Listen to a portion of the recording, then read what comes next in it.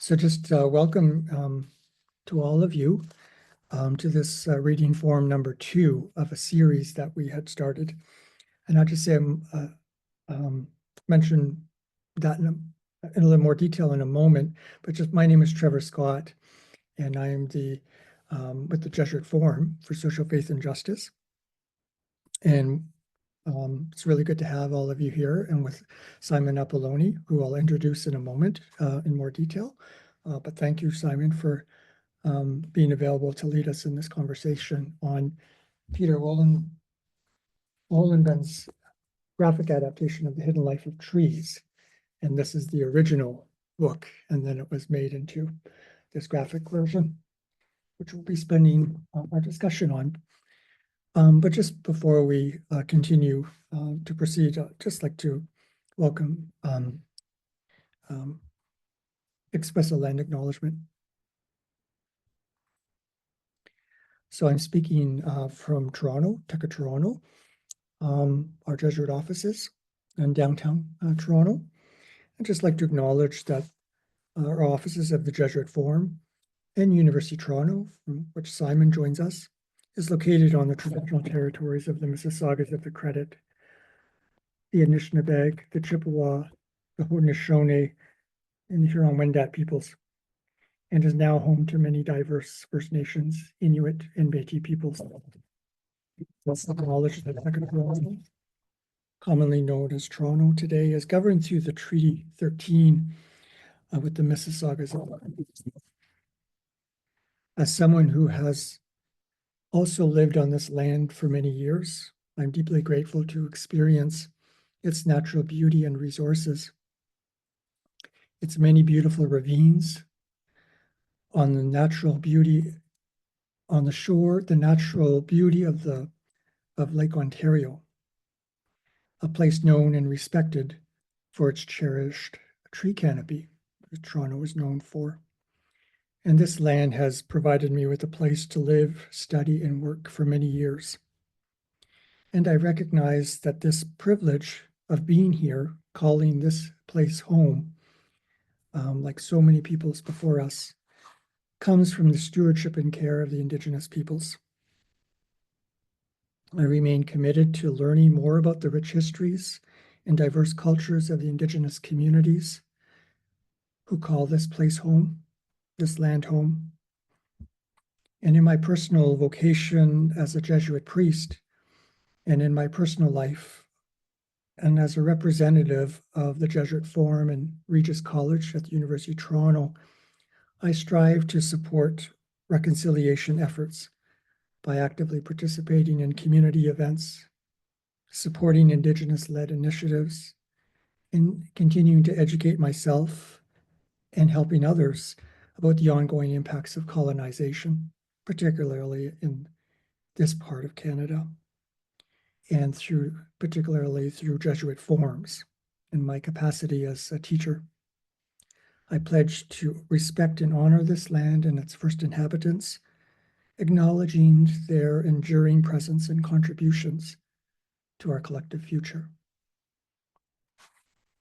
And so I just invite you, if you would like, to enter into the chat capacity of Zoom,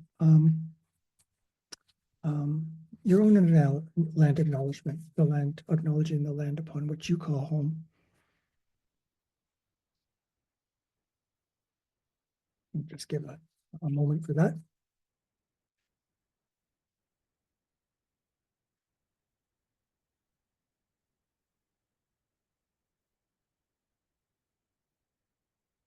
As I mentioned, this reading form number 2 is part of a 4-part series on a reading form, kind of like a book club, although we don't call them book clubs. So they're a little different than our regular forms, and it's revolving around a particular book, so of social consequence, and that contributes to conversations on social issues, primarily within Canada. And last month, we had a forum on Mary Jo Letty's book, Why Are We Here? A Meditation on Canada. And that was particularly, it was written a few years ago, but we thought it would be good to kind of revisit Mary Jo Letty's insights of particularly from the perspective of working with um, migrants and refugees coming to Canada and and how they value Canada as their home, their new home, and what is this so special about Canada? Uh, Also, particularly in light of Indigenous peoples in history in Canada. And we were joined in that conversation with Stephen Sharper, who teaches at the University of Toronto and School of the Environment, theological background. So we had a really good conversation on that, particularly in light of, um, well, comments about the 51st state. And I'll just leave it at that. I won't get into that, but it's these times, there are a time in which we're really reflecting upon what does it mean to be Canadian and call this land home. And now this evening or this afternoon, for some of, well, for most of us, actually, it's still 5 o'clock in Toronto here. We're looking at an opportunity to look at our ecological relationships through the lens of Peter Wohlleben, classic book, The Hidden Life of Trees, and the graphic adaptation of that. And before we dive into the riches of this book, I would just like to say a few words about graphic adaptations. Why the graphic version and not the original version of this book? Though this version is through Peter Wohlleben own creativity as well. So he was involved in the graphic adaptation. And so I'd just like to kind of say a few words about really the importance and value and the richness of stories told in a graphical way. And I would like to share my screen. In a moment, I'll share my screen on that to kind of give, because they are graphic, right? So it's good to share images. Contemporary graphic books, novels, fiction, as well as nonfiction, are a lot of people stereotype them as just comic books, kind of relegate. That's what my children read, and then they grow out of them. But graphic novels and books are, in the last few years, 10, 20 years, have really grown in depth and in really trying to tackle social issues in a more serious way.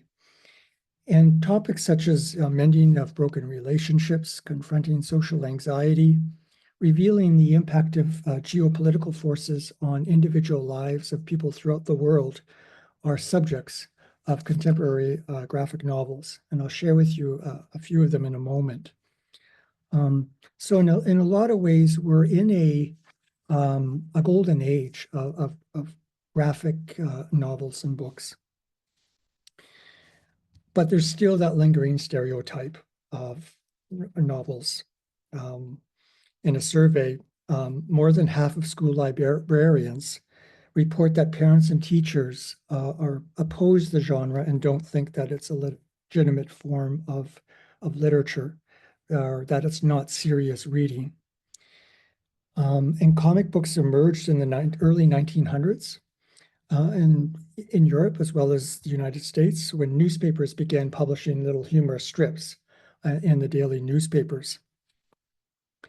And in the 1940s, the comics industry, it exploded as creators were telling stories of including horror, crime stories, and probably the most famous superhero stories, which are still quite popular. By the 50s, Superman comics were significantly huge. And then in the 50s came a backlash against comic books, saying that they were not good in the development of young people's minds, and that they were not legitimate reading.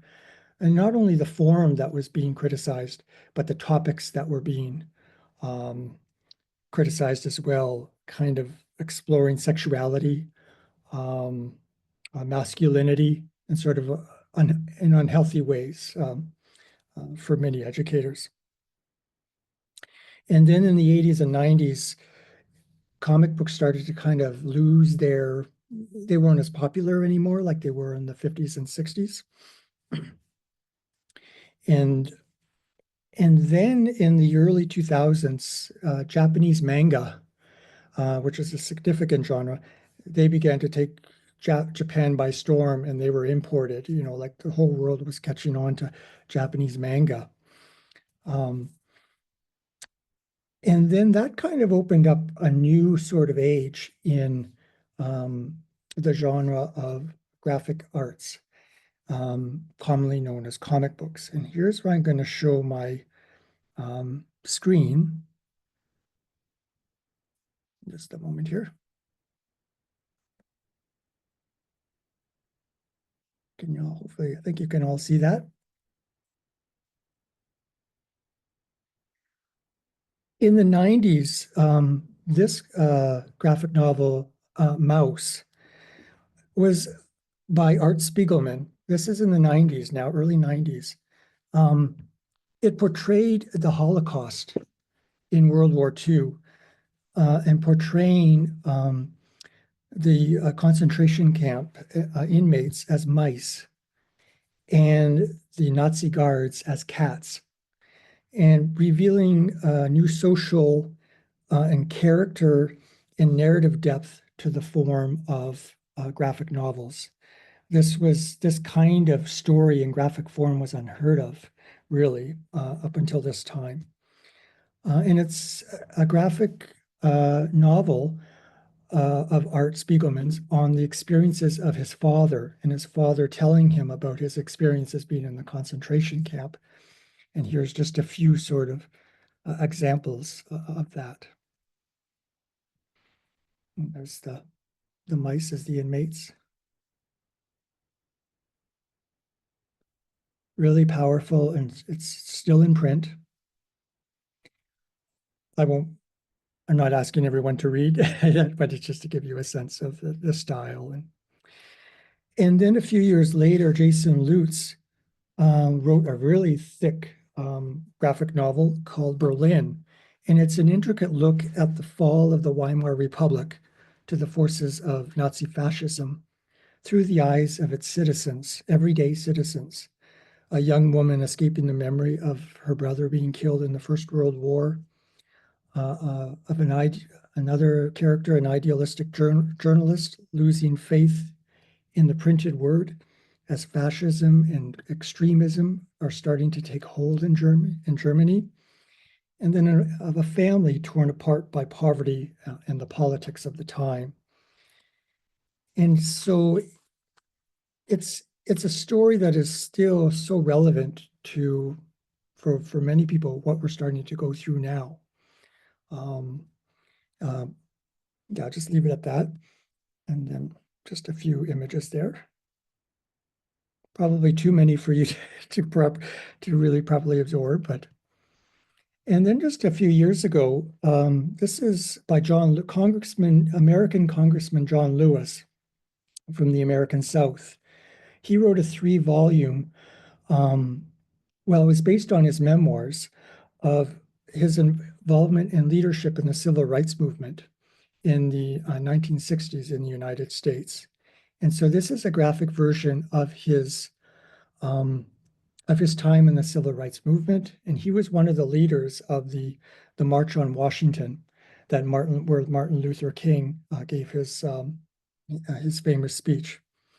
And it's about his role in the development of what it means to politically organize and what it means to, what principled dissent, what it entails. What does principled dissent mean through his life and the lives of his colleagues in the civil rights movement. And it's not a story about good and evil so much. African Americans fighting segregationists, but it's also portrays in very subtle ways the clashing of visions and passions of those pledged to the same fight. Like, how are we to achieve equality in our country and the differing perspectives of that. So it really brings you inside those conversations and those struggles, even amongst the African American peoples.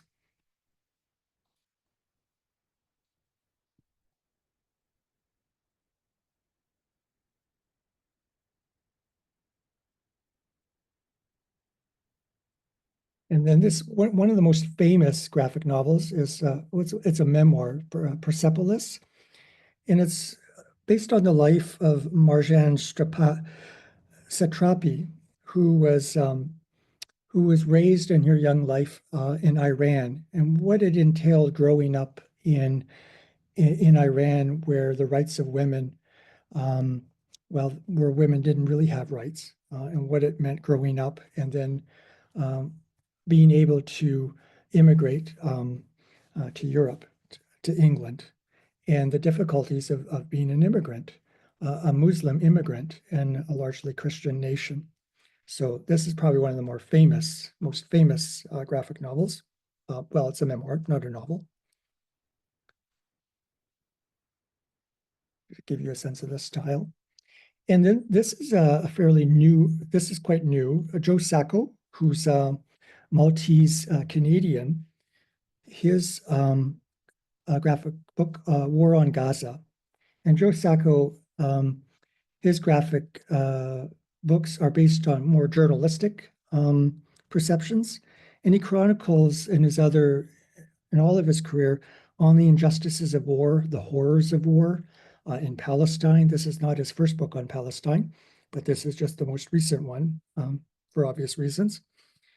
And it's a series of comics and single panel illustrations um, that lay bare the naked immorality of the war itself and its consequences on the Palestinian peoples.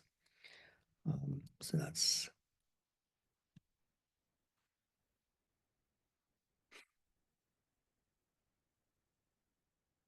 I'm having trouble advancing for some reason. I don't know why.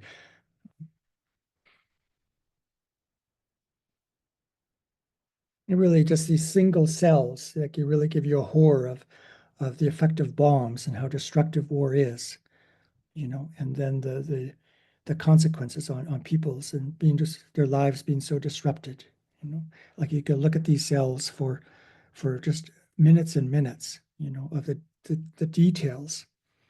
These are not your Superman comics. It's and then Joe Sacco again, and this is a, a fairly recent book, Paying the Land.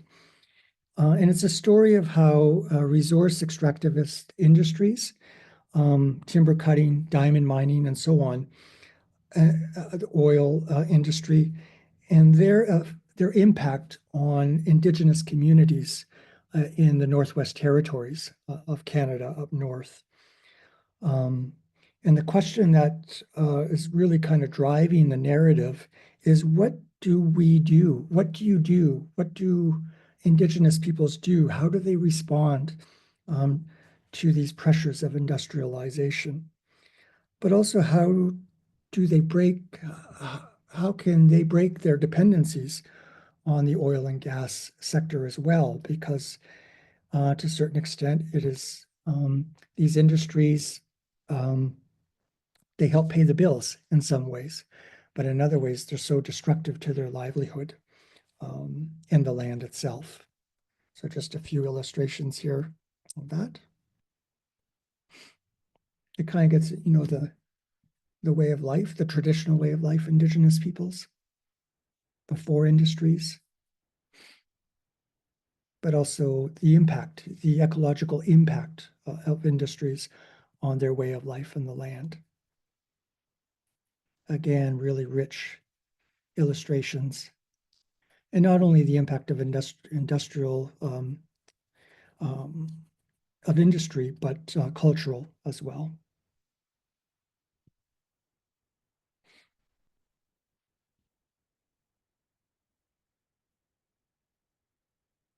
And this graphic novel came out a few years ago by Gord Downey, Tragically Hip, Secret Path.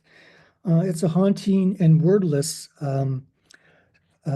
kind of cry from the forest indictment of our apathy towards Indigenous peoples in the residential school system. And it's wordless because it's kind of like a stand-in for the experience of generations of voiceless and ignored Indigenous peoples and residential school survivors. And Jeff Lemire is the illustrator, and Gord Downey um,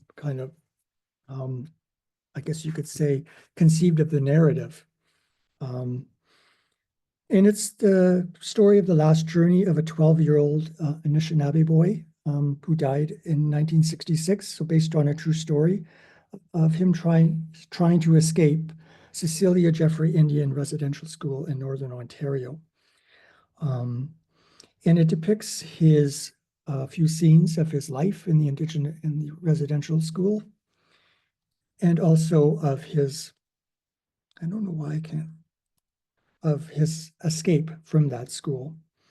And the form of the colors and I guess you could say the drawing of the story is really symbolic. It's all like a bluish, black, white color depictions of the Northern Ontario forest in which he's lost, trying to escape the school, and him looking back in his memories of the school itself, but also in swashes of color, the good memories that he has of his family before he was sent to residential school. So the bad memories, the bad present circumstances are all kind of more in bluish, black and white. And then you have washes of color of earlier memories that he had with growing up on the land with his family. So again, that's the power of, of graphic adaptations. And then I'm almost finished here. I just get so excited with this thing. Here, this is made into a movie, this graphic novel, with Tom Hanks. But this is a depiction of a view from the same GPS location over millennia and all the changes that occur in that spot around that same GPS location, primarily through an apartment, or what came to be an apartment, from the same corner of a room. And looking back, so here you have in 8,000 BCE, this is from this particular GPS location, this is what you would see. But in 1989, there's the same kind of, you're looking in the same direction, and this is what you see in 1989 from the exact same spot. And he goes through that, like just back and forth. 1623, it was marsh, but in 1957, on that exact location, there's a woman dancing in what's now an apartment. And in 1999, there was a cat cleaning itself. You know, says, I don't know if you get the concept, but it's, and I won't go into the details here, but there's now an apartment and different people in the same location at different times of, so it really goes back and forth. And then in 2111, there's a flood that happens. So it brings in ecological consequences in the future, and it really goes very far into the future as well. And then the New Yorker had this funny graphic of a particular intersection in New York and at different points of time. Anyway, and then finally, before we get into Hidden Life of Trees, this is one of my favorite graphic novels, The Walking Man, Japanese manga. It's fairly new. And it's really just snippets of a Japanese businessman going out on his daily walks and all that he notices in his neighborhood and community. And it's a very contemplative sort of, he's observing all the life that's going on around him, and sometimes interacting and it's humorous. He's getting into little situations. And the people he meets, and just sitting in a park, contemplating the trees, just, yeah, it's a very contemplative depiction of living in the city, you know, and trying to find space, contemplative space, and living in the city. And then a more recent now is The Hidden Life of Trees, this graphic version of Peter Wohlleben classic book. So in these imaginative pages, they're marked by watercolors of the forest, the story of trees coming vividly to life.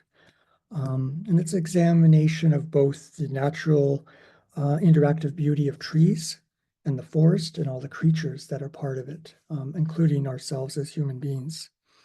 And Wohlleben himself is the narrator of the story. It's a memoir. It's a story of his appreciation of trees and the ecology of the forest, and how he made a life out of that love. So I won't say more about that because that's where Simon comes in. So, so I'll just introduce Simon now, and we'll focus really on this wonderful story. I'll just stop sharing. I just want to say, in introducing Simon, Simon teaches at the University of Toronto and the School of the Environment, and his focus is environmental ethics, environmental humanities, worldviews, and beliefs. Simon could say more about, introduce himself in more detail, but a lot of this is coming from the little I know of him, but also from what I've read and researched. And his areas of interest and study are eco-anxiety and pedagogies of hope in the midst of eco-anxiety, social and environmental ethics, liberation philosophies. Simon received his doctorate in the study of religion in conjunction with the collaborative program in environmental ethics in the School of the Environment at the University of Toronto. He's taught at the School of the Environment at U of T, at Humber College, and at Brock University. And his current research lies in understanding and utilizing pedagogies of hope that rebuild resilience within young people as they navigate paths towards sustainability. And he has numerous publications, and you can go on the website, you know, if you just Google his name and his landing page at the University of Toronto site, you'll see a lot more details in the publications that he's devoted himself to in creating. For example, most recently, How to Stay Hopeful in a World Seemingly Beyond Saving, Generational Adaptation, Catholic Youth on Living Out an Ecological Spirituality, and 6 Ways to Build Resilience and Hope into Young People's Learning About Climate Change, are just a few of the most recent ones. So Simon, finally, well, it's 5:30, oh my God. Anyway, welcome.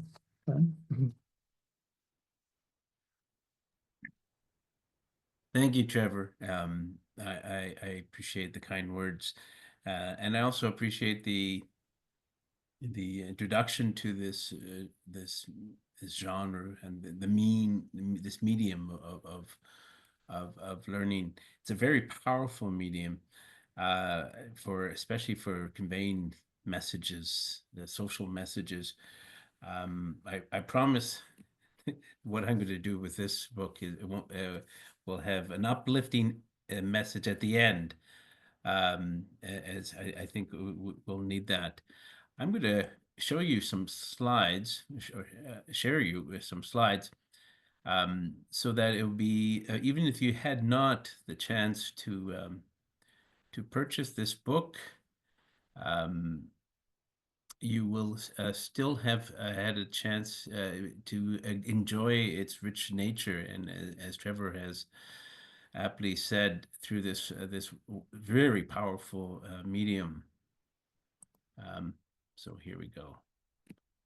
There we go. Can we see it? Is it showing, Trevor? Yeah. Okay. So yeah, I won't go into this. This was the book that came out in in 2015, first in German and then 2 years later in English. And I'm just putting this out there. Another book this by a Canadian forester, Suzanne Simard. If you ever wanted to go more into the trees, this is sort of like a memoir of Simard, but Simard was very important in understanding trees and the way they communicate and help each other. And you'll in this book, in fact, that Peter Wohlleben borrows upon her findings. So, but before we go into there, I want to I want to ask you a question about your relationship with trees. How many of you, when you're young, when you're even now, climb trees, built forts with trees? Okay. How many of you perhaps had carved your names with you and your loved one in a tree? How many of you just sat under a tree and just read a book or watched the clouds go by? Or maybe just watched all the other creatures that were sharing that tree space with you? Okay, I can see yes. Perhaps some of you grew up in a place where there were not that many trees. How was that experience for you? I recall in my youth, I loved climbing trees, and I climbed them all the time. We went apple picking. I went to the top, and I was just in heaven. And then suddenly, my foot went on the wrong branch, and it snapped. And next thing I remember, I was just plummeting down, uh, uh, breaking branches as I was going down, and I must have dropped at least 20 feet, and I just landed on my stomach on the last limb that was strong enough to support me. Um, and after I realized I'm perfectly alive and I didn't even get a scratch, I realized that I just love climbing trees, and I stopped it in my adult days. Then we all stop a lot of things like that. And it was a chance 10 years ago or so. It was actually at the Guelph Jesuit Ecological Center, hosted by Greg Kennedy. I had a chance to go through the forest and I climbed a tree again. And I want to tell you, um, I wasn't as agile, but I loved it just as much. Perhaps it's not just a single tree, though. My question could be with a whole forest. Perhaps there was a whole forest that you played in, went to. Exposure to the trees, and this is the latest science is teaching us, boosts our immune system, lowers our blood pressure, reduces stress. It improves our mood, increases their ability to focus, especially those with ADHD. They can focus, they're calmer, accelerates recovery from illness, it increases our energy level, it even improves sleep. This it's this is a phenomenon that not people might recognize, but they don't know that it's also been scientifically studied. So while my discussion here is on trees, the way I see it, and the way I'd like to take it, if you're amenable to this, is ultimately a discussion about us, how we as a species see ourselves in relationship to the more than human world. In other words, by learning about the intelligence, abilities, and beauties of trees, I suggest that we will, and their personalities, we will see ourselves at home amidst a sea of animate intelligence of which we share. So I'd like to do four things, and I won't be speaking that much because I'd like to hear personally from you all. Um, what do I mean by animate intelligence? I borrowed upon the work of a brilliant thinker, Jeremy Lent, in his book, The Web of Meaning. Then I like to discuss the brilliance of trees, as conveyed by in Peter Wolberg's book, followed by a discussion of the not so intelligent ways humans, certainly those of us in the Western industrialized world, exist in relationship to trees. Finally, with some form of hope that things can can get better. And when I say we in the indigenous westernized world, I mean that because, as you probably know, I mean, indigenous people don't have that same relationship, never did. Indigenous botanist and writer Robin Wall Kimmerer, a number of you might know her. She describes how indigenous elders recount how in the old times how trees talk to each other, and the elders would then counsel the young people to go among the standing people trees to learn from their wisdom. So Peter Walden's The Hidden Life of Trees validates, I think, this indigenous insights very well. It will help us reconsider our own humanity, human identity, and our actions in the context of the deeper intelligence of these wonderful creatures. I mean, take a single cell. Um, it just the cell itself, it knows what is within its membrane and outside. It determines what molecules it needs and which ones to discard. It knows when something within it needs fixing, and it knows how to fix it. And it also knows when it's time to divide. That's just the single cell. The trees consist of myriad cells, many of which eat sun. They eat sun. And while we know much more about them these days, there's a lot we still don't know. They take up CO2, they provide us with oxygen, they feed their roots with nitrogen, they produce fats and sugars, and somehow, we don't know, they're able to bring water, suck up water from the ground through the roots, through the tree trunk, right to the top of the trees. This is what Jeremy Lent means when he speaks of an animate intelligence. All life possesses this, as we do ourselves as humans. We have animate intelligence. It's that know-how that maintains our homeostasis, that is, regulating our temperatures, our fluids, with our own bodies. It helps us, the flow of feelings within our bodies, ability to catch a ball in midair at a moment's notice. Uh, this is all from animate intelligence. It also helps us, it's what is behind our attunement with other people's emotions, those close to us. It also helps us digest. In short, we share an animate intelligence with the entire world around us. We also possess a conceptual intelligence, which makes us somewhat unique.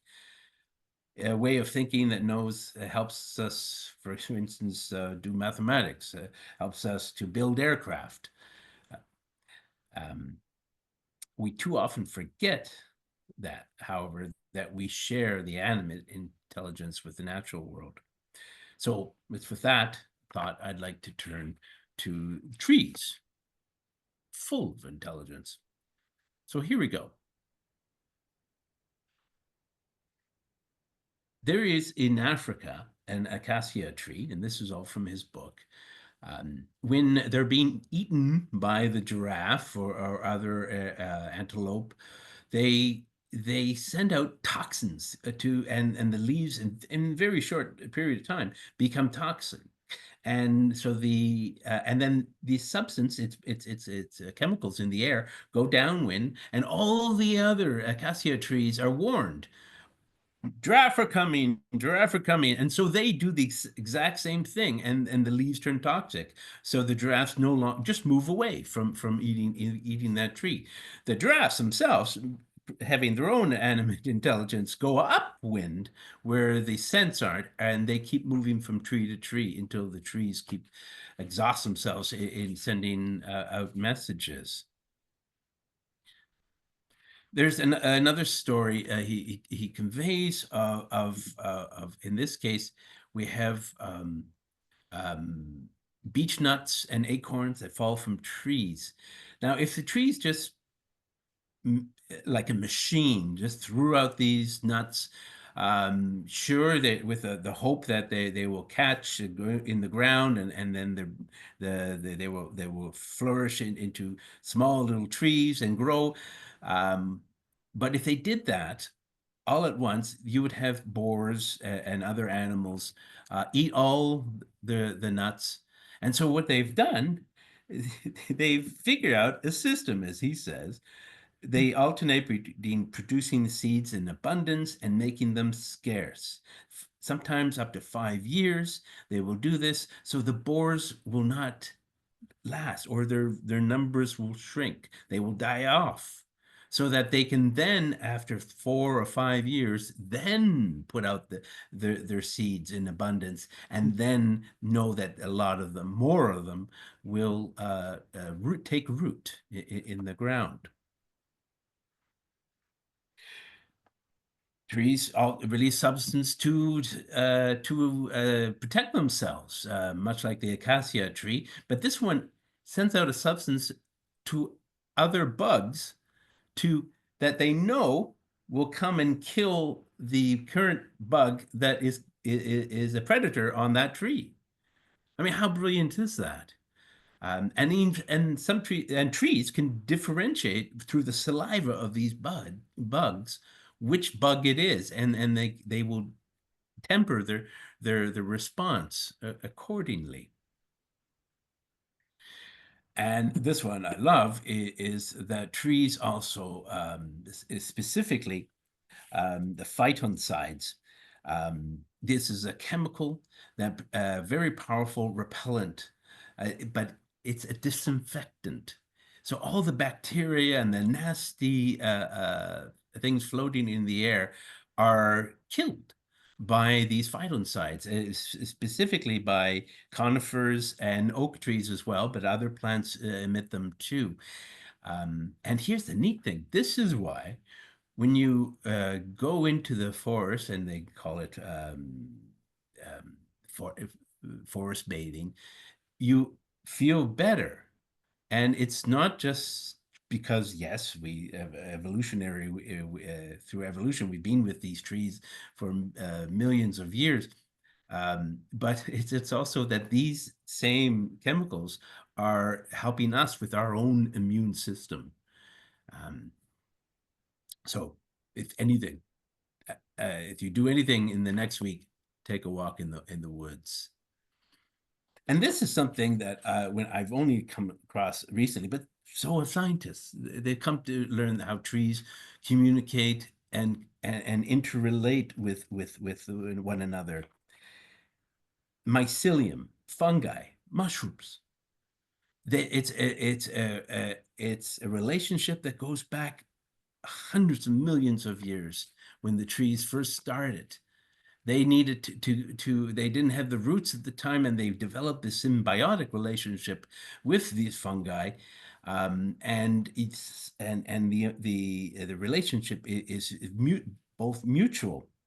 Um, these are networks. They can reach even hundreds of acres. Here in the book, he says there's one fungus in Oregon that stretches over 2,000 acres. It weighs 660 tons, and it must be 2,400 years old. These networks allow the tree to intake nutrients, nitrogen as well as water. But the mycelium also filter out the impurities, the bad things, heavy metals which hurt the tree. They prevent parasites from attacking the tree. And even if you go to Chernobyl after that the famous radiation leak, you'll notice that the trees, the mycelium there hold radiation. They took in the radiation so as to protect the trees. Now it's a symbiotic relationship, so you'll find that the fungi also take a good chunk of the sugars that the tree produces through its photosynthesis, and it uses that to feed on. So underneath the ground, when you're in a forest, this picture actually is a good depiction of what Suzanne Simard is coined as the wood wide web, WWW. It's an internet. It's amazing feat. Now, here's another amazing thing about trees. Apart from the ability to communicate, and they send out all sorts of information. There's a drought here, there's a disease here, there's a danger there to their fellow trees. But they also have a very strong social structure. Um, and this is very early in the book, and it actually started to change Peter Wohlleben's understanding of trees. He saw what looked like five stones, all in a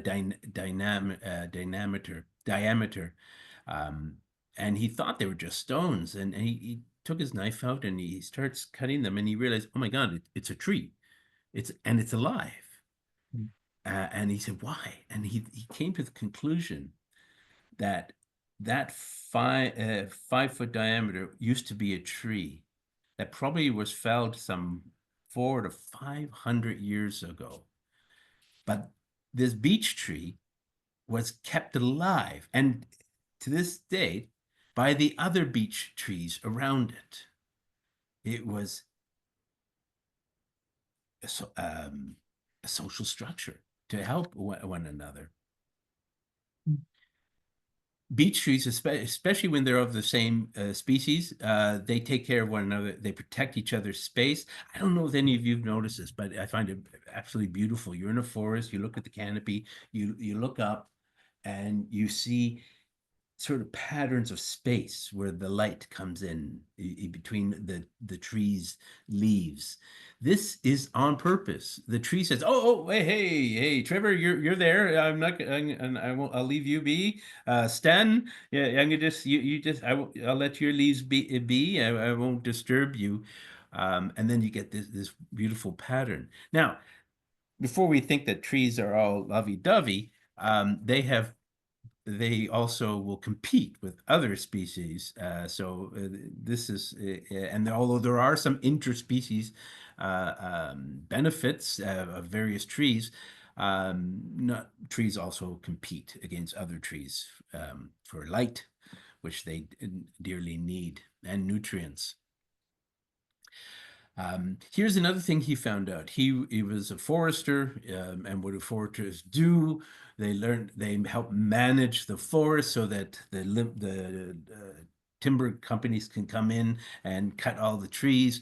So he had to help thin the forest. So he helped trees die sooner by taking off strips of bark.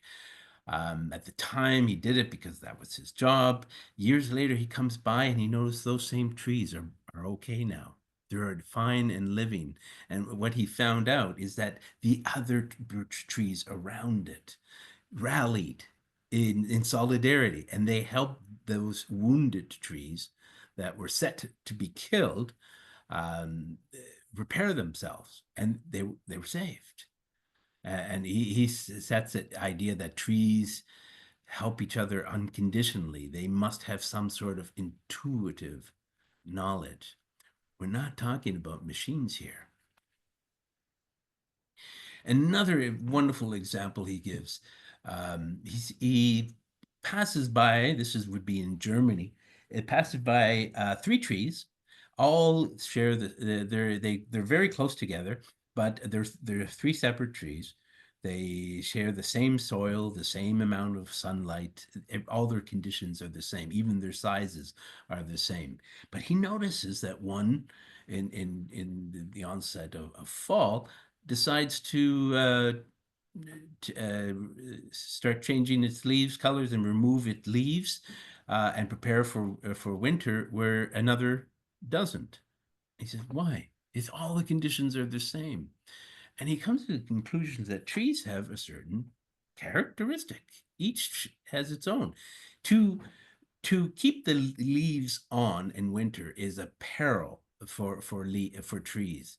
All the leaves add wind with the wind of the winter would make the trees fall down. They're like a sail, and they would kill the tree. So the trees have to get rid of the leaves in preparation of the winter, and it's a time issue.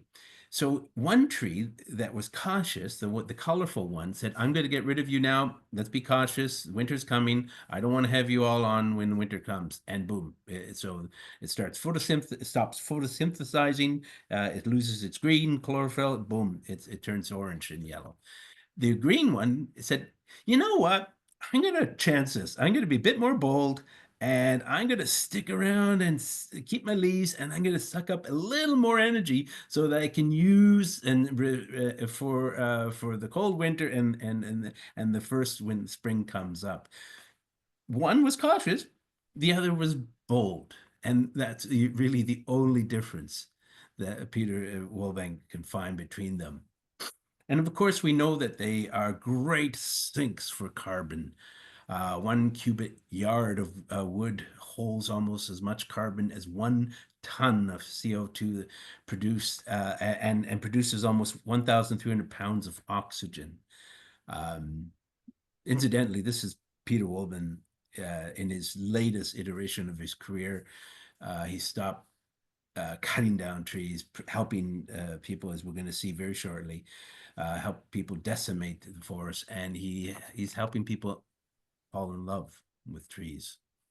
Um, and of course, we have here also the animals, the myriad animals that live in the trees, have been for sometimes decades, maybe the whole life of the tree. As animals will come in and out. Some will take advantage of the tree getting old, and they will eventually kill the tree. The bacteria, the fungi will get to the tree, and after a very good old life, the tree will die, but not before it's been home to countless of creatures. And we can't talk about trees unless we talk about all the creepy crawlies that are in the soil. It's amazing how we misunderstand soil. Um, it is the foundation of all the plant life, and a quarter of all land animals that exist are underneath the soil. We just don't see them, and they're not as cute and cuddly as the others and the bunnies and whatnot. But they're absolutely essential for keeping the life going, the trees growing, and the trees help themselves also help keeping the soils rich with rich humus. Um, so it's no wonder Peter Waldman has come to love trees. They act as parents to smaller trees. They nurture them. They have intrinsic intentionality to live and to thrive. They can be immature. They can grow too fast. And like any teenager that does something too fast, they'll pay for it in the end. But they can also they live and thrive in a community, and they help one another. Returning to what that book I mentioned with Jeremy Lent, The Web of Meaning, he quotes a philosopher of biology, Andreas Weber, who states the experience of being alive is the center of what defines an organism. And if we define intelligence as the ability to create novel solution in the mind of being and being open to the possibility that mind could extend to life, then trees have a mind. They have intelligence. And we share that same intelligence with them. The only difference is they can live for hundreds and hundreds, even maybe thousands of years, which is something we cannot do. So where does this bring us? The book, near the end, he talks about how we're messing things up. Trees function, he says, as a superorganism, and yet he calls humans as says humans are like wrecking balls, destroying what's before us. And we think we can manage the trees. Trees have to grow slowly, and they need the right conditions so that they can thrive in older age, and they won't be vulnerable to nasty fungi, the bad fungi that attack them. And he says, foresters, we have to leave trees. We have to let them grow, not just a few decades so that we can then harvest their wood. They need to be together in community. But the foresters have trouble to this date recognizing this. And if you're wondering, if you're wondering, or if you find it amusing or very improbable that trees are community minded, have intelligence, that they can learn, take care of one another, have personalities, it's understandable because back in the 17th century, Rene Descartes hammered it in that trees are just objects; they're machines. The only thing that is has the mind is the human with the soul, the mind, and the rest are just machines. And to this date, we still live with this sort of thinking. Um, and we see a tree, and we see timber, we see lumber. Um, and I'm quoting here a wonderful thinker, ecofeminist, Vandana Shiva, who coined the term monoculture of the mind. Now we know what monoculture is, the growing one crop. It could be growing one tree, disasters for the trees. And when you put it as a sort of a metaphor for the mind, you see things only for one thing. And this is a sort of a patriarchal, capitalistic way of seeing a tree. Yeah, it's timber. It's not home for other creatures. It's not giving us oxygen. It's not part of a community. It's not a creature. It's just a thing from which we can exploit. Of course, when we do it that way and we try to manage, we need more artificial pesticides, artificial fertilizers, and we just add injury to the soil which should be free of such toxins. So such actions is ultimately had Peter will then become tremendously distant and enchanted with his own profession as a forester. He's a trained scientist, and he was working for timber companies, and he saw them denude entire forests, and they weren't even planting well, and they just couldn't leave things alone. So he left it eventually. And the book itself shows you some amazing photos of here an entirely denuded forest for timber. And this is not a healthy environment. And trees cannot live in such an environment. They need community. And now we have places where you can't even find trees. Even in the city, there are places where entire forests are gone. They have much to teach us. They have much to give us.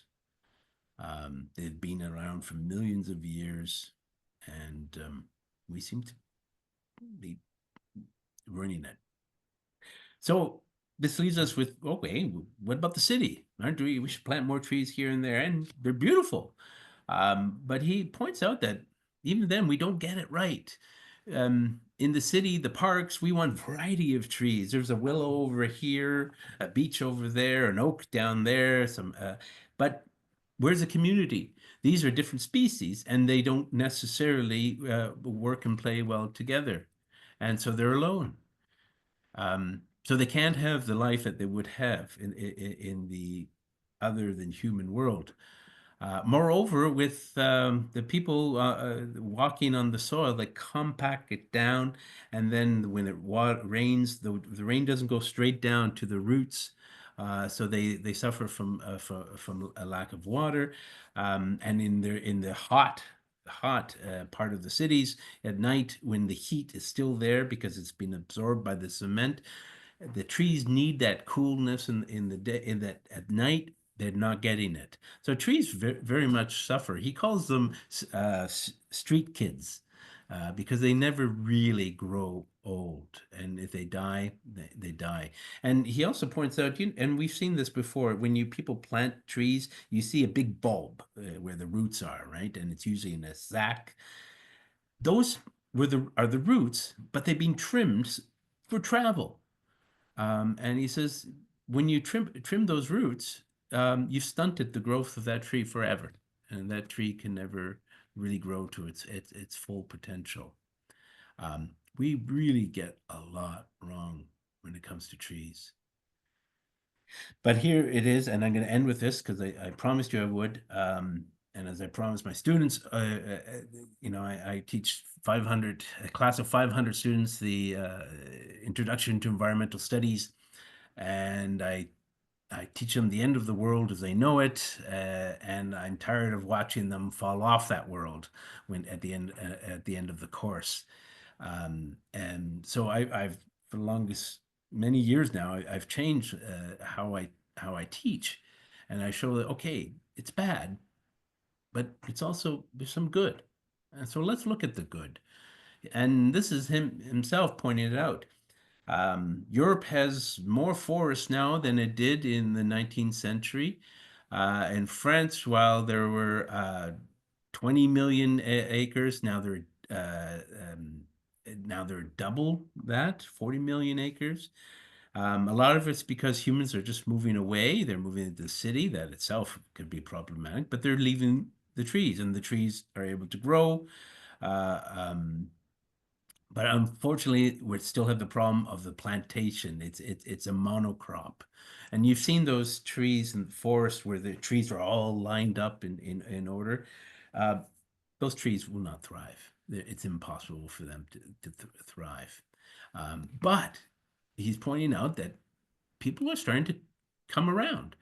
Um, yes, it's a pseudo forest, and it now probably needs human intervention to manage it because we've done so much harm to it. But and some foresters still turn up their noses. I'm quoting him at Peter's approach. But what he's suggesting is that we need to let these forests, because all primary forests, with the exception of a few niches, like I believe in BC, the primary of rainforests, but all primary forests are really gone from the world. So we only have secondary forests. They can become old growth forests, but we have to leave them alone. Here's the thing, can humans do this? We have to leave them alone for 400 years. Can we do that? Well, in some places, we're starting to do that. And that's hopeful. Switzerland is leading the way. The Swiss federal constitution makes it legal requirement to treat animals, plants, and all other living organisms in a way that protects the dignity of living beings. Um, and I think, and that's very hopeful. Um, and he ends off with a very hopeful note too. Because even every inch that we gain becomes a mile, and the initiatives are starting to spread. And I want to leave you with one thought of hope here, returning to that animate intelligence that I mentioned at the beginning, of which we share with all living parts of the world. Yes, we have a conceptual intelligence, and it allows us to do a lot more. But once we realize that we are sharing all of this with the natural world, we find out our self-interest is intertwined with the interests of the natural world. Joanna Macy is famous for saying, humans have to learn how to act their age. And what does she mean by that? She meant not that we should be 40, 50, 60 years old, or no, when we see ourselves as part of the entire amazing flow of life that started on this planet 3.5 billion years ago, that's the age that we should be acting, that we are ourselves part of a 3.5 billion-year-old lineage. And I'll leave you this one thought, because this is very hopeful for me. Once we realize that tree and us are one, we, like John Seed, the famous forest conservationist, he says, and I'm quoting him here, I try to remember that it's not me, John Seed, trying to protect the rainforest. Rather, I am part of the rainforest protecting itself. I am that part of the rainforest recently emerged into human thinking. So we're not a blight on the natural world, on creation. We are here, nor are we masters or lords over. We are here to create, to care, protect, and love what is ostensibly part of our larger self. And I think that really makes a difference when we come to say, well, how are we going to protect the world? No, we're the world through our abilities protecting itself. Thank you.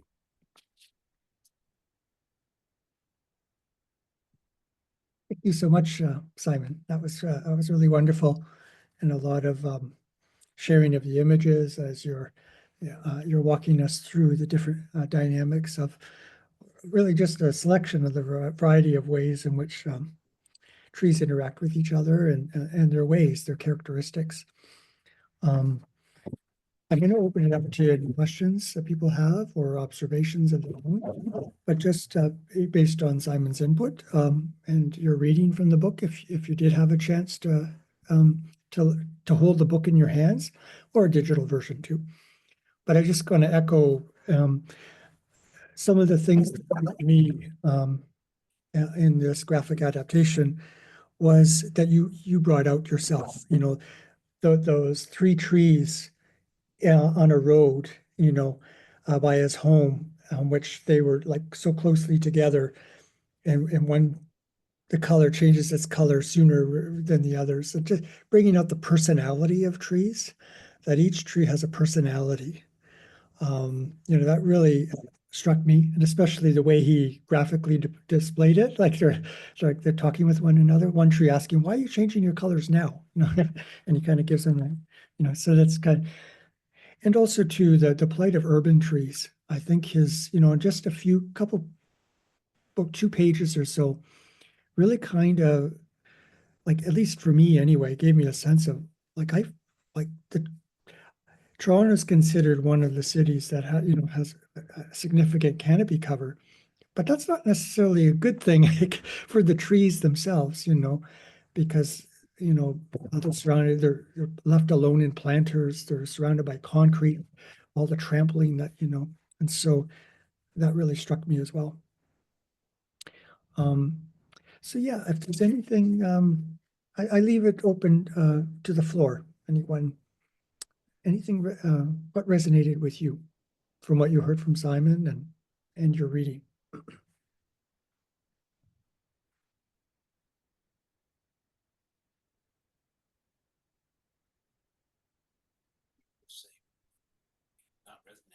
what was the wow thing that you never knew before about trees? Mhm. Brandra. Hi, everyone. Thank you so much, Simon, for that presentation. And I'm one of Simon's student and also a teaching assistant with him. Um, Trees, I have lived and spent a lot of time in the forest of Himalayas myself, tracking the fruiting state and the flowering state of trees. So I really like that anecdote about how the boy was wondering that same stem, same ground, same soil, same sunlight, but one part of the tree is have orange leaves and is about to shed the leaves, whereas the other part is still green. I have seen like a lot of oak trees doing that, and even how they differentially fruit. But one interesting thing that I learned from my own observation was how the conifers and even maple trees, uh, which grows in temperate climate, when the winter comes, the buds come out just before the winter, but then they layer them with like a raisin kind of thing on these like very young buds from which the new leaves will appear. And this raisin kind of like protects those buds throughout the winter. It hardens on the buds. But as the sunlight starts and the temperature starts to grow as the spring approaches, the raisin melts, and from there the new bud appears. And that whole process, observing that whole process was satisfying, but also I was marveling at this small engineering of the nature. Just wanted to share that with all of you. Mm.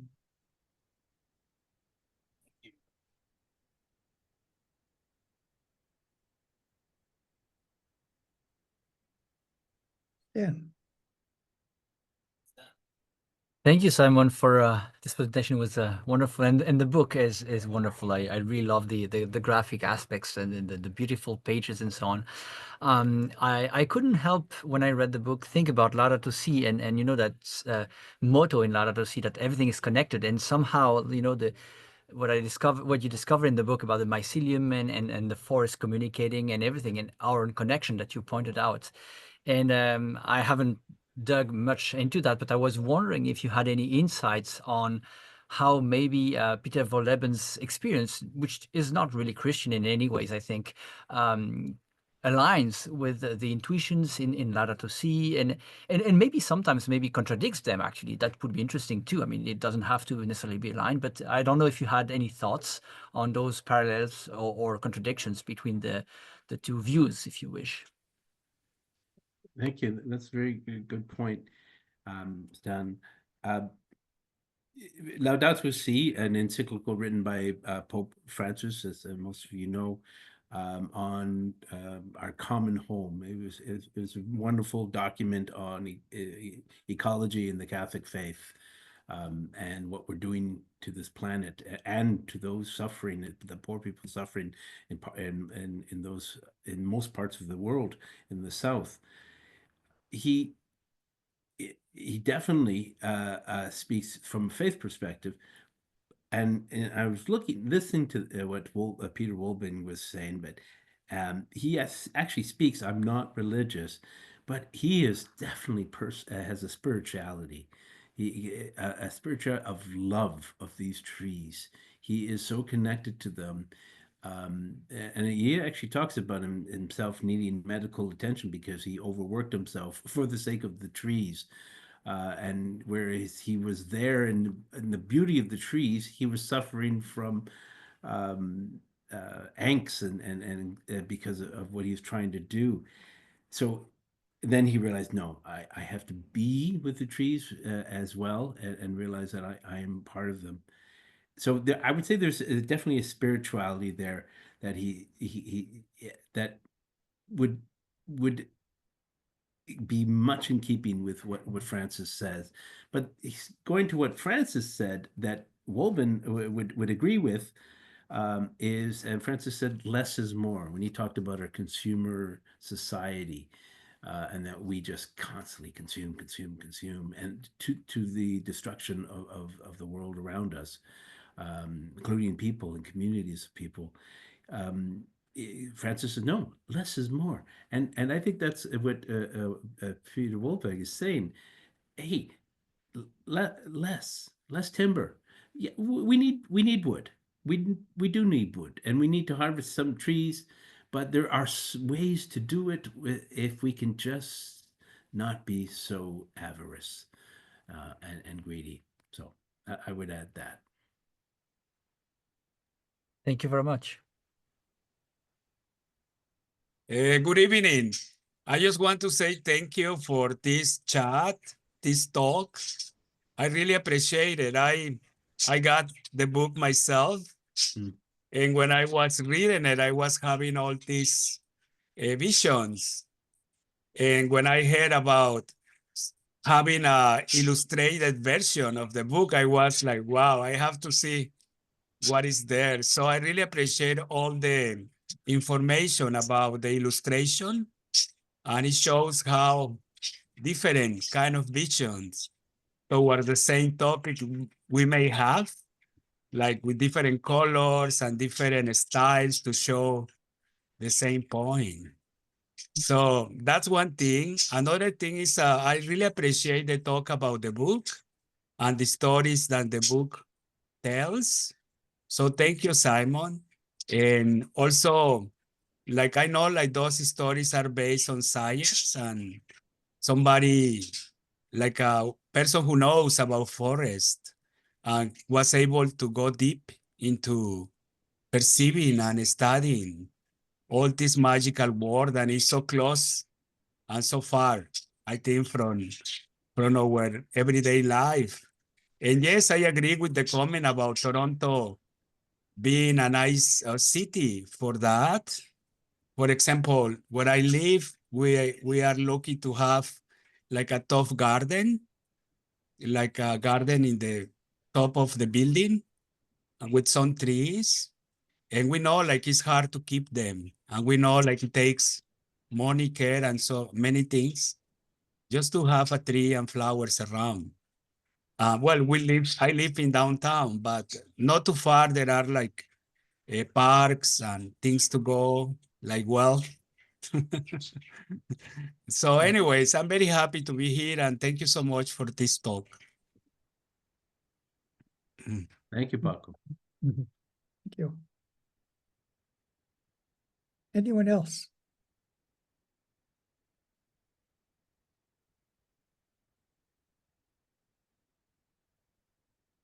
Yeah, I just want to thank Simon as well too. I read the book many years ago, when I think just after it came out, and I was just amazed at the stories that that Peter wrote about, right, and about the trees and so on. And at the time, I'm in Whitby, but I also live in Thunder Bay, and there's been a silver maple in the backyard of that of my home there. It's quite small, but my dad planted one. The first one I think lived, I don't know, 50 years, I guess. And now there is another. There's been a replacement for it that came from the root. But when I was reading the book and I was looking at that tree and thinking, you know what, it's like an orphan around here, right? At one point, actually, there were trees in other yards, but people have cut them down. But it gave me a whole new insight into this tree that everyone is called the climbing tree. Every kid learns how to climb the tree. It's always been a very, very special tree. It's a silver maple, and it always will be for me. The other thing I wanted to say too is that I spent a year in California studying many years ago, and we did a fair bit of hiking. And one of the things we did was hike into the high Sierras, and I couldn't believe these incredible redwoods and the whole sense of the sacred walking among these trees. They, all of the underbrush had died off, or the smaller trees, but these massive trees that could be 2,000 years old. They could be completely empty in the middle. You could look up, you could go in and look up, and yet there was still growth at the very top. And there was this incredible sense of the sacred that I haven't really experienced in too many other places. It was very, very powerful. Yeah, I mean, I could add a whole bunch more. I love hiking and get renewed by it, but just those two things about my orphan silver maple and hiking in the high Sierras. Thank you, Sylvia. It's so good to see you. Good to see you too. Been a So while. I couldn't make it last Monday, but yeah, no, it's good to see you. Sylvia, you remind me of a wonderful story of an activist called Julia Butterfly Hill. She goes by the word butterfly, and she was renowned for helping save the redwood forests in is it Oregon or Northern California? I forget. These are the enormous trees. They're very old, as like you mentioned, and the foresters want to cut in. They wanted to cut them down. And so she climbed a tree. These are very high trees. I mean, well, she had to get people to help her there. And she lived in it for, Mhm. I don't, someone correct me, but it was months and months so that they wouldn't cut down the trees. There was a protest. Finally, the monoculture of the mind commercial interest capitalists said, no, we're going to cut it. So they start cutting neighboring trees, and she realized I'm losing this battle. And she hugged the tree. She can hear the chainsaws. And she started crying. And she was hugging the tree and crying. And as she was hugging it, this is her story. I love it. The tree sap just kindly came out right there and then, oozed out, and it went on her. And she realized the tree was crying with her. I I love that story. How accurate, I don't care. It speaks to that sacredness as you said. Mhm. Thank you, Sylvia. Anyone else? Question, observation, expression of appreciation? I'm going to come from a little bit different perspective. I haven't had a chance to read the book yet, but I'm hoping to. I work a lot with school children and with teachers, and am well known for giving them homework. And their homework is to go to hug a tree for at least 1 minute. Try 5, but a minute minimum. And sometimes I'll do it during workshops. I work with Indigenous and settler relations, and sometimes our sessions get pretty heavy. And so I will send people outside and I will ask them to hug a tree. And they all look at me like I'm totally out of my tree. But they come in different people. And that I get them to sit for a minute and realize how different they feel from when they went outside and when they came back in. And it's eye-opening for many, many people. Even today, I was downtown Toronto and we were in a workshop and things were a little tense. And I said, like I was going to talk about something else, but I just looked outside and there's 3 trees across the street. And I said, they have so many lessons for us. They reach for the sun. They wave in the wind. Their roots go deep in the ground. I said, I want you to be like that tree. And again, I said, your homework today when you leave work is to go across the street and hug those trees because I think they need some help. 2 of them, I am 99% sure did it. The others, I'm not so sure, but it made them stop and think just how our natural world affects who we are and what we do, and how we function. I often tell people, I think, if humans disappeared tomorrow, Mother Earth would be very happy and would do very well without us. She doesn't need us, but we need her. And we need to flip that perspective and change the way that we do things. So hopefully more people will read books like this and understand our connections to everything that's around us out there. And that we're not that smart and we're not that special.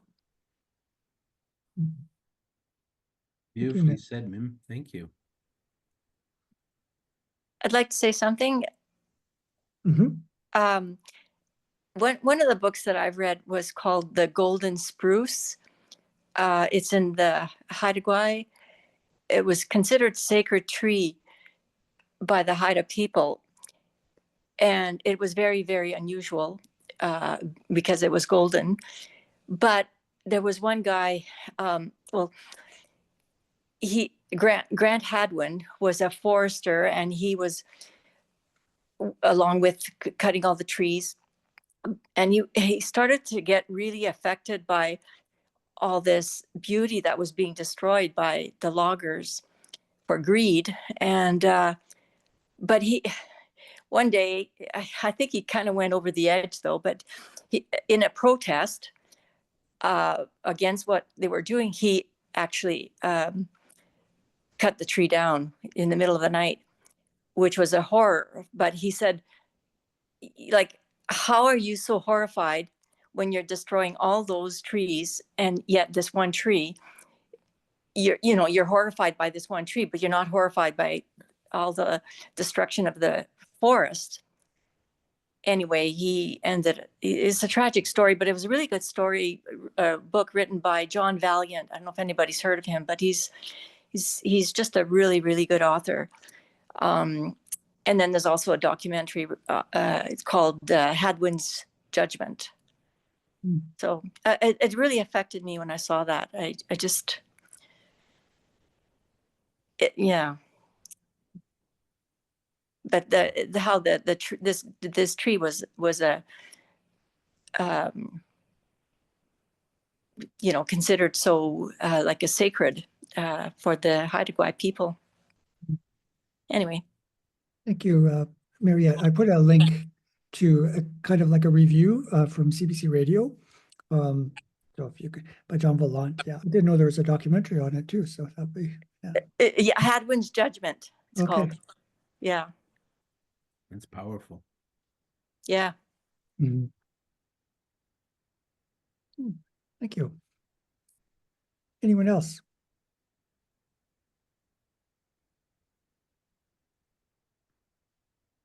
I have well, I think it's a treat, and it was maybe to kind of conclude, and it's we talked about forest bathing. Simon mentioned that, and there's a musical piece. It's about 11 minutes long. It's a choral that was it was about 2 years. It's about 2 years old now, and it's part of a larger piece. But it's a particular piece called "Come to the Woods," and it's part of a larger album that Jake Runestad, young American composer, wrote about ecological relationships. And "Come to the Woods" is a choral piece. It's really beautiful, wonderful, and it's based on the writings of John Muir, who is an American conservationist, and he really considered the kind of the pioneer of the American or the national parks system, particularly in California, Yosemite National Park. It was largely as a result of his persistence in starting that in the early 20th century. And it's kind of a story about him as a young man going out into the Sierra Nevada in the midst of a storm and climbing a tree and sitting on that tree in the midst of a wild windstorm and rainstorm. And it's about his swinging in the tree and how glorious it is and being in the forest. And there's a lot of modulation in this musical piece of imaginatively getting into the psyche of John Muir, being in the forest in that way. And then at the very end of the musical piece, there is I don't want to say too much because I want to play it for you if you can bear 10 minutes of, and I think it's just another imaginative way, like, this graphic version of this story. This is an audio version audible version of imaginatively entering into the experience of being in the midst of a family of trees in the forest. And I'll put up the lyrics for you so you can follow along. And it has an image of John Muir. And it's just, yeah, and then we'll come back. So is everyone game? Okay. So let me, first of all, I'll share my screen and put up so I can put up the lyrics.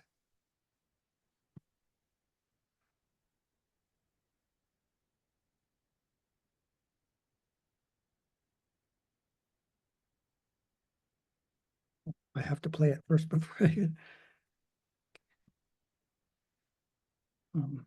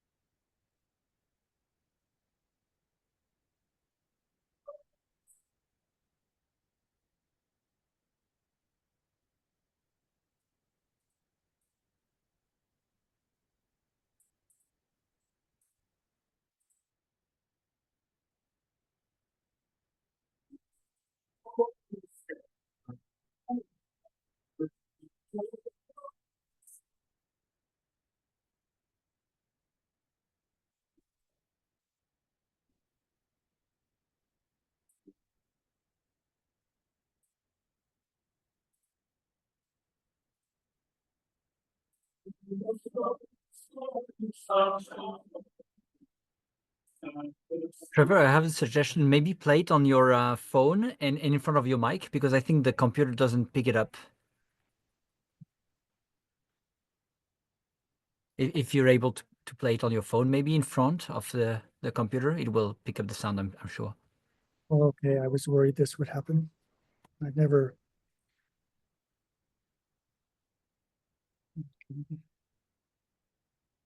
Or maybe it works if you share a sound, but I don't know if there's a possibility to do this. Thought it was. I thought it would be okay. I don't know what else I can do besides what you're suggesting with the phone. Yeah, I think that should work. Yeah. Okay, I'm sorry, everyone. This is not good as I thought. That's okay.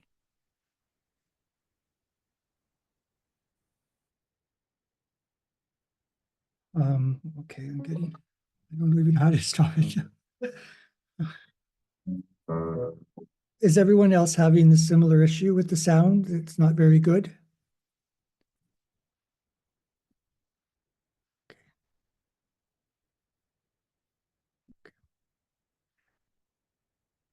Maybe what I'll do then is, rather than I don't want to spend 10 minutes trying to figure out things technically.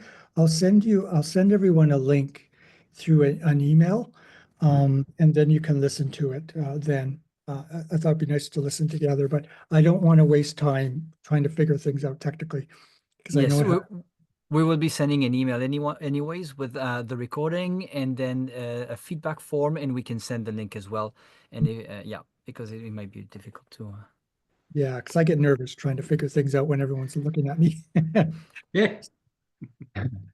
So maybe we'll start to conclude. I just want to share a couple of images just to go back to the graphical as we conclude. And again, I will share my screen, and just for a minute or two, share with you like a few poignant images, just kind of sitting with these images as we conclude. They're images that really contemplatively slow us down, that as we're reading the story, our eyes are wandering through the forest, up and down a tree, as Peter Wohlleben would have experienced it as he's telling his story. Here's this young man climbing a tree and all the ecological relationships within the branches of a tree.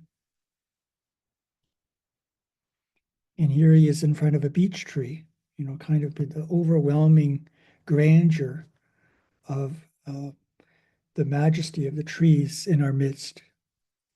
and him just holding on, getting that sensual experience of a tree.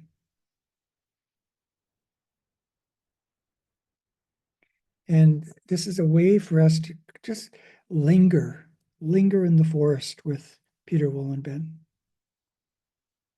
We're not just hearing a story, but we're just, we're experiencing it with him as best we can. And here in the final rectangle down on the bottom, the scene from behind, I already knew there were two things I wanted in life: to be outdoors as much as possible so I could feel alive, and to learn more and more about life in the forest so I would die feeling less dumb. But here, I think this may be a scene that we can all identify with when we're on the edge of grandeur and just looking out onto the canopy of a forest while we're in the midst of the forest as well. Just that feeling of sublimity that this image brings out, of freedom in nature.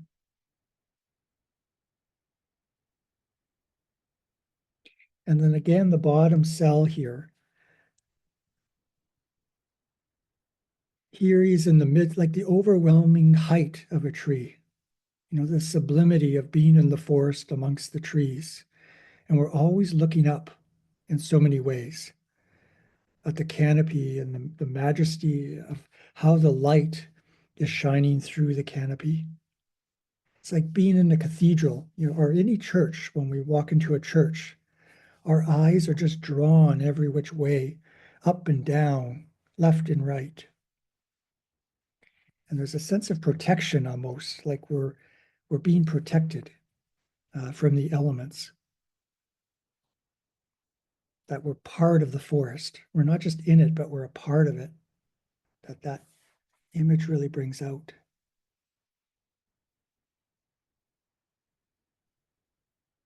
And then this image that Simon also showed, just how it brings out the height and majesty again of trees to such an extent that he can't even include it all in one cell without diminishing it more. I just have to cut it off because there's so much to include, it's too much for this one single cell. And it gets the whole page. It's not just one small cell on a page, but it's the whole page. And yet it doesn't fit. Every inch of progress becomes a mile. It's that first line.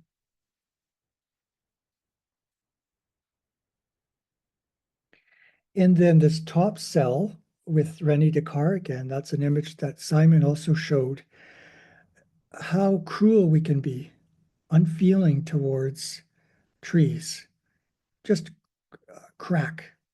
It's like cracking plastic so we can put it in our recycling bins, And I remember hiking in Thunder Bay at Sleeping Giant National Park, or provincial park, and I was walking along the trail, and I just remember there were all these twigs that were snapped by people ahead of me, and I was just so overwhelmed by it. And I said, "Why are people?" I call them twig snappers. Why are all these twig snappers snapping? And there's these dead little branches hanging from the rest of the tree, and the leaves are dying. They're left there to rot. And they're just snapping these twigs, and it's almost like a power thing, because it's so easy to do. You just walk by and snap a little branch, and you don't snap it off. It just hangs there. And for a while, that's all I could see. That's all I could see, and it was very, very disturbing. As the branch is left to die, just hanging there, So that's really a very powerful image, how cruel we can be without thinking. And then this is a final image of the story. It just being overwhelmed by the forest. And here Max, he always has his dog with him throughout his interactions and relationship with the forest. And it's just this almost like a blanket, being wrapped up in a blanket in the forest. a playground, you know. So just a few images there to kind of really underline the graphical nature of Peter Wohlleben's story. You know, it's not just words but images, and so I'll leave it at that. But just in conclusion, I'll just say a few words about forum's upcoming events, not events, but forums. Tomorrow at 5 o'clock Toronto time, Central Time, we have Dean Detloff with us, who's with Development and Peace in Caritas Canada, on politics and cynicism, how to nurture hope in political conversations.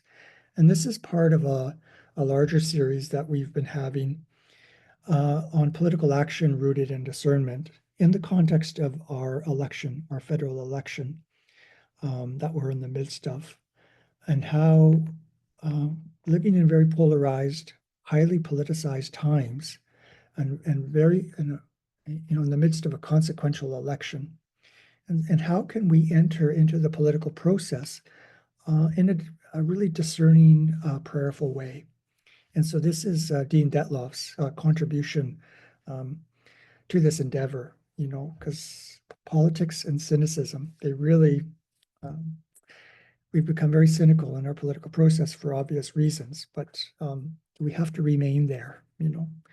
Where can we find hope in the political process in today's world?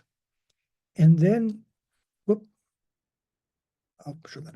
And then next week, April 15th, we're joined in the same vein with John Malloy, who's a former MPP in Ontario and cabinet minister. And he wrote a book called Politics and Faith in a Polarized World, A Challenge for Catholics.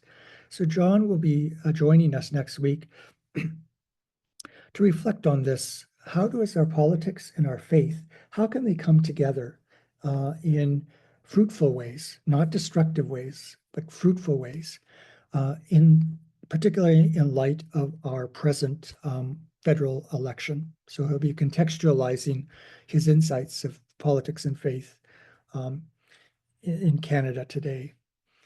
And then in relation to our reading forum, number 3, we're going to be joined by Joe Gunn, formerly of Citizens for Public Justice, retired now, but he wrote a book a few years ago called Journeys to Justice, Reflections on Canadian Christian Activism.